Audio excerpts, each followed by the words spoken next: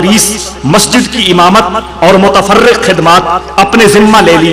14 سال مسلسل ایک دن غیر حاضری کے بغیر اپنے مرشد کریم کی بارگاہ میں رہے، جس کی ایک جھلک آپ خواجہ شمس العارفین کے ملفوظات میرۃ العاشقین میں دیکھ سکتے ہیں۔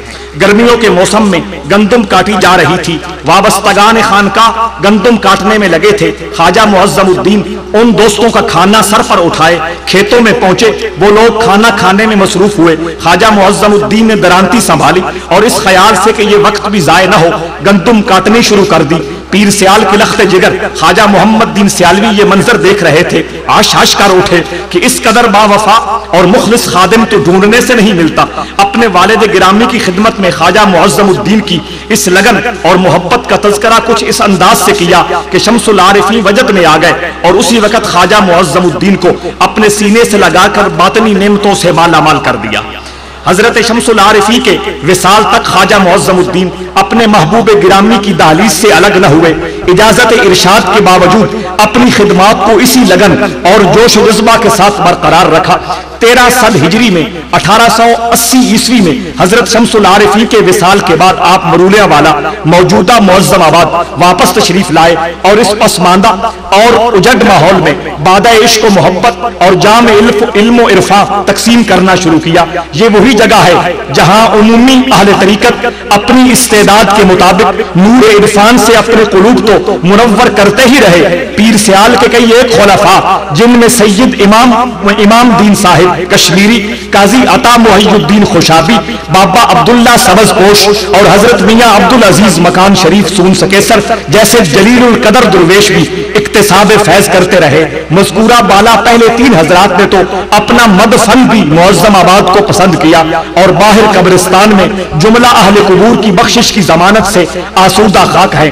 حضرات ذیشاں یہ وہی مقام رفیع ہے جہاں اکتساب فیض کے لیے تاجدار گولڑا حضرت پیر سید مہر علی شاہ صاحب رحمت اللہ تعالی علیہ بھی تشریف لائے۔ جس وقت حضرت گولڑوی یہاں پہنچے تو خواجہ معظم الدین نے آپ کا استقبال اس مصرع کے ساتھ کیا، معشوق اس شعر کے ساتھ کیا: معشوق عشق و عاشق ہر سے یکیست اینجا، معشوق عشق و عاشق ہر سے یکیست اینجا، گر وصل در نگنجد ہجراں چہکار دارد۔ یہ شعر سنتے ہی معزز مہمان کا وہ مسئلہ حل ہو گیا جس کے حل کے لیے وہ تشریف لائے تھے۔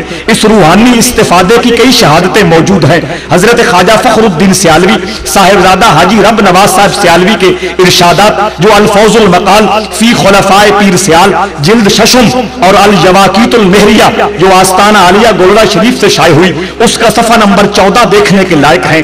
یہ تمام روحانی عظمتیں، یہ جملہ باطنی رفعتیں صرف اور صرف بارگاہ شیخ کی عطا اور نوازشات تھیں، بالخصوص اس لمحہ کی خیرات تھیں جس میں حضرت شمس العارفین عالم بیداری میں سرور کائنات صلی اللہ تعالی علیہ وسلم کے سامنے کھڑے اپنے دامن طلب کو تجلیات محمدیہ سے بھر رہے تھے اور بعد ازاں بارگاہ شاہ کونین میں ملتجی ہوئے: یا رسول اللہ، میرا ایک غلام بے دام بھی طلبگار عنایات و نوازشات ہے۔ تو سرور دو عالم صلی اللہ تعالی علیہ وسلم نے مرشد گرامی کی سفارش پر وہ کرم اور فضل فرمایا کہ 131 سال ہو چلے الحمدللہ یہ خانقاہ روز بروز برکتوں اور رحمتوں کی معراج کو رواں دواں ہے۔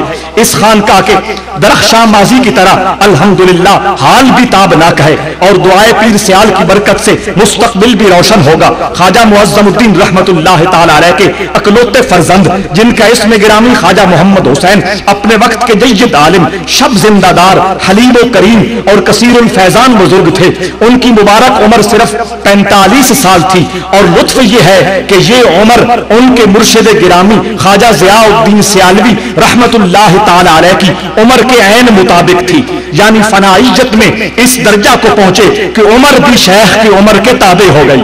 سرکار دو عالم صلی اللہ تعالی علیہ وسلم کے عشق میں اس قدر وارفتگی کہ محبوب دو عالم کا اسم گرامی سنتے ہی ضبط کی تاب نہ ہوتی، ادھر کوئی نام لیتا ادھر آنسو چھم چھم برسنا شروع ہو جاتے۔ آج سے 70 سال قبل آپ کا وصال ہوا۔ آپ نے اپنی عمر عزیز میں اس مشکل اور کٹھن دور میں 3 مرتبہ حرمین شریفین کی زیارت کا شرف حاصل کیا۔ آپ کا خوبصورت تذکرہ انشاءاللہ اگلی قسط میں پیش کیا جائے گا۔ ایک مرتبہ ایک شخص نے عرض کی: اتنا عرصہ ہوا آپ سے بیعت ہے اور آج تک سرور دو عالم صلی اللہ علیہ وسلم کی زیارت نصیب نہیں ہوئی. آپ نے فرمایا اے عزیز زیارت بڑا کام نہیں، اتباع مصطفیٰ اصل کام ہے. لیکن وہ ضد کرنے لگا. آپ نے اسے رات اپنے بستر پہ سلا دیا. وہ تمام رات بارگاہ سرور کائنات میں حاضر رہا. آپ کے 3 فرزند تھے، 2 صاحبزادگان الحمدللہ بقید حیات ہیں، حضرت صاحبزادہ جمال الدین معظمی اور حضرت صاحبزادہ فخر الدین معظمی، جبکہ بڑے صاحبزادہ حضرت خواجہ غلام سدید الدین رحمت اللہ تعالی علیہ جو کہ اس خانقاہ کے 3رے سجادہ نشین تھے اور اب اپنے عظیم والد اور عظیم جد امجد کے پہلو میں آسود خاک ہیں. آپ کے حالات زندگی پر 3 کتابیں، ملفوظات سدیدیہ، مرتب پروفیسر ڈاکٹر صاحبزادہ معین نظامی، مکتوبات سدیدیہ،